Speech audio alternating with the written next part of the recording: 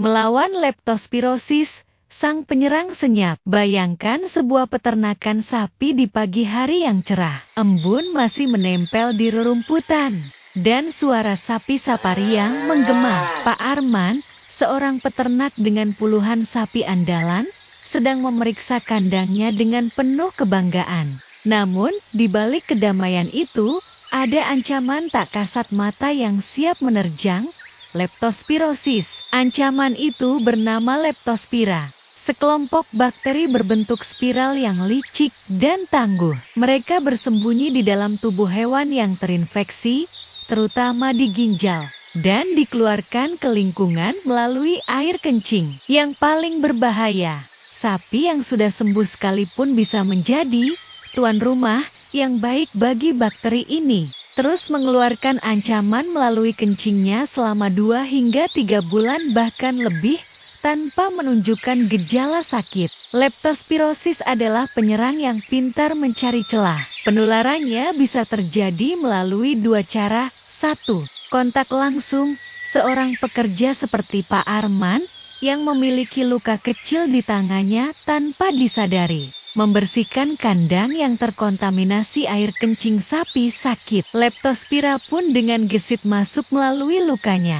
Bakteri ini juga bisa masuk melalui selaput lendir di mata, hidung, atau mulut.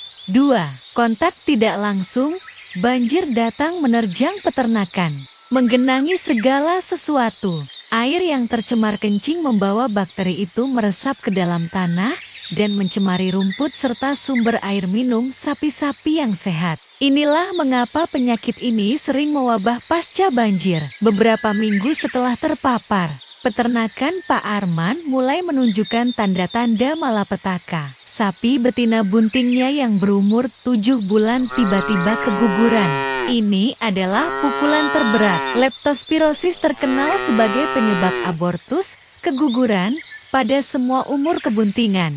Dengan puncaknya di trimester akhir, sapi-sapi lainnya menunjukkan penderitaan yang jelas. Mereka gelisah, tidak nafsu makan, dan badannya cepat kurus. Demam tinggi membuat moncong mereka terasa kering dan panas. Yang paling mengkhawatirkan, mata dan gusi beberapa sapi tampak menguning, pertanda kerusakan hati yang serius. Bahkan, air kencing mereka kadang berwarna kemerahan seperti berdarah. Melihat hal ini, Pak Arman segera memanggil dokter hewan. Dokter pun segera bertindak.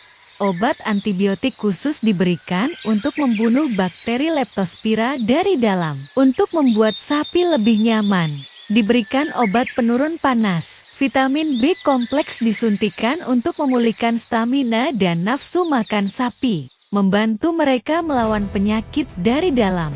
Pak Arman belajar bahwa mengobati itu sulit dan mahal, tetapi mencegah jauh lebih bijaksana. Dokter hewan menegaskan strategi pencegahan terbaik. Vaksinasi adalah tameng terkuat.